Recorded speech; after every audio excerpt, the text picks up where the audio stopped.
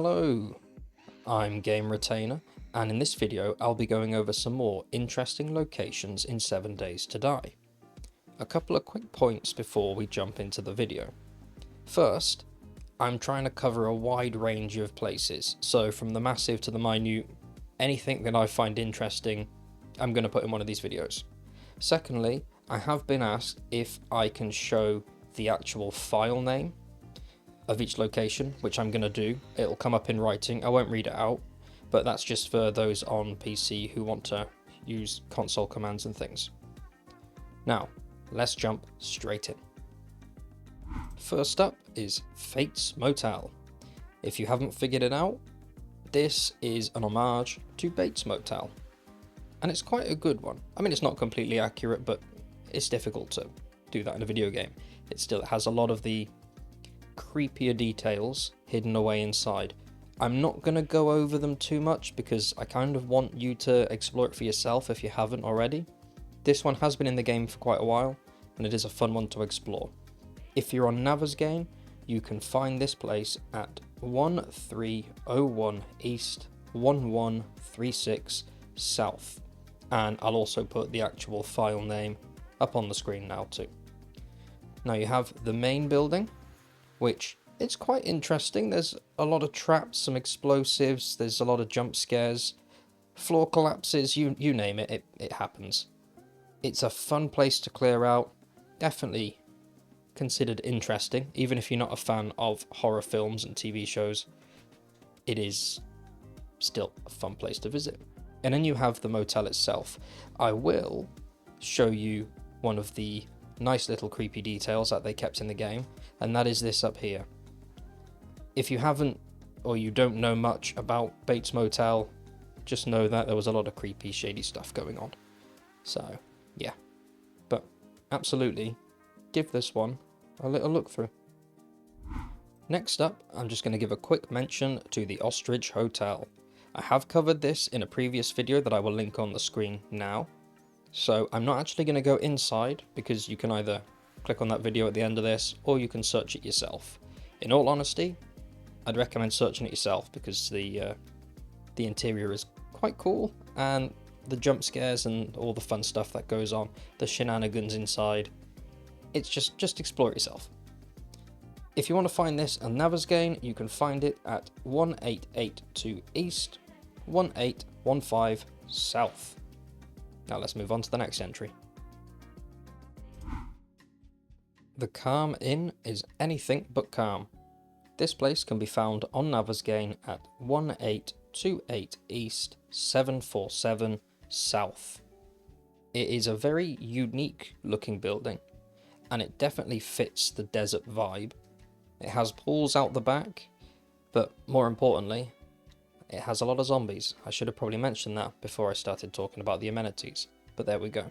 This is a fun place to clear, an interesting place to visit because you can kind of pick up people's stories, who was staying in the room, what they did during the outbreak, and it's a lot of fun piecing things together.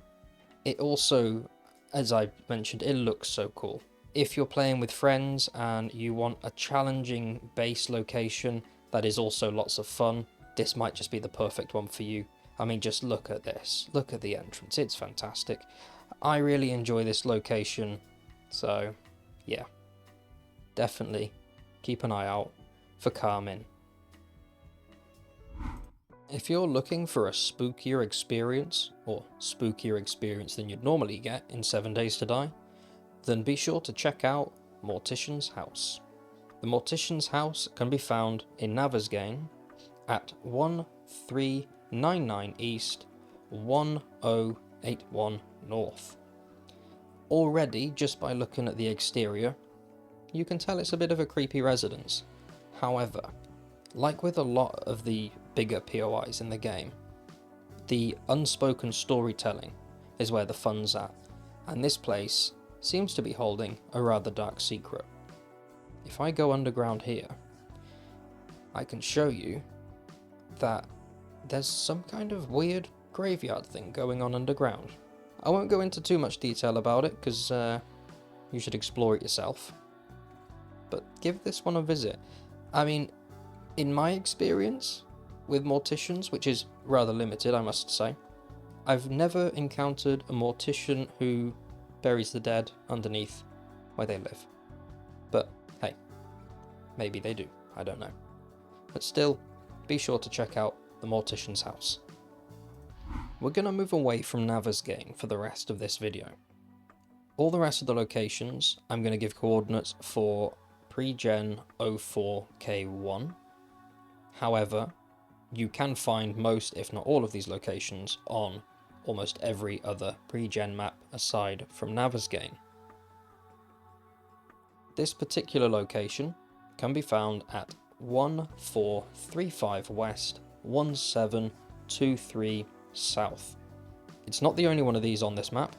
I think there is one more, and the same goes for some of the other entries too.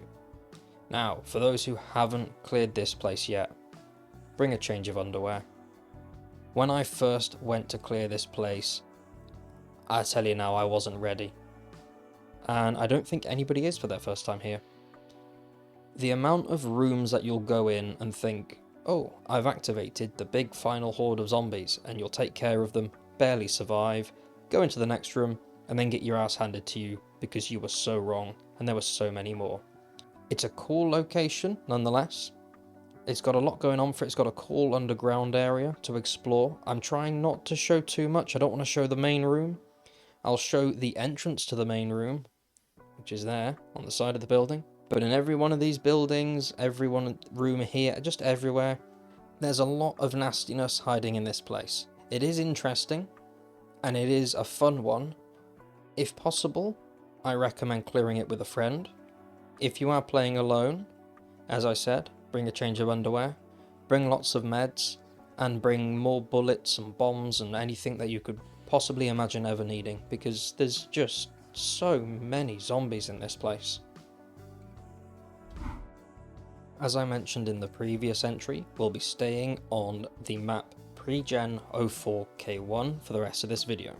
This is Dr. Karen Higashi's residence. If that name doesn't ring a bell, skip to the next entry. Don't watch this bit.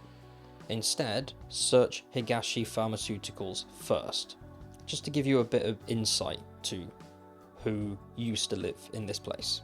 But for those who know or want to know, this place can be found at 1427 East, 1348 South. I would like to apologise if I'm pronouncing Higashi wrong, so forgive me. While the building, it does look nice from above, a little bit modern, but nice, underground is where things get a little more eerie. It's a very large underground complex with lots of enemies all over the place and lots of, shall we say, interesting goings on.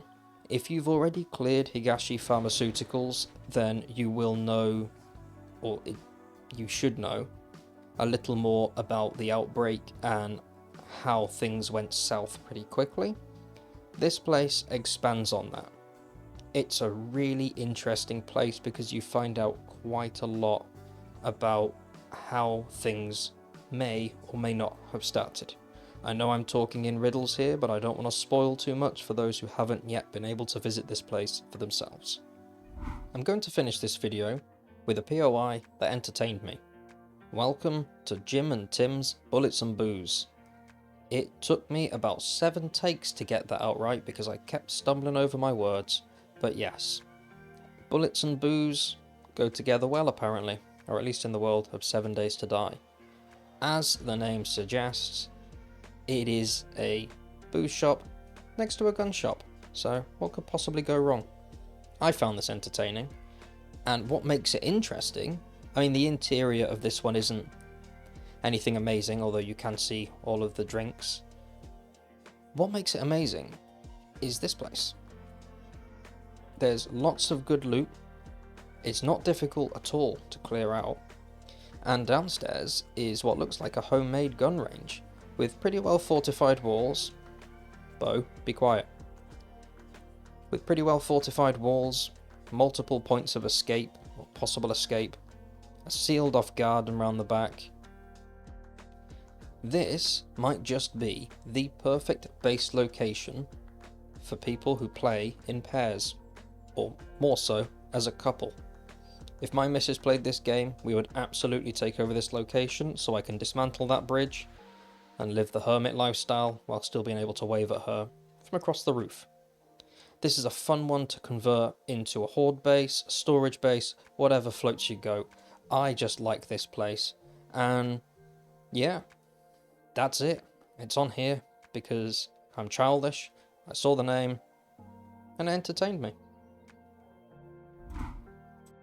Well, I hope you enjoyed this list.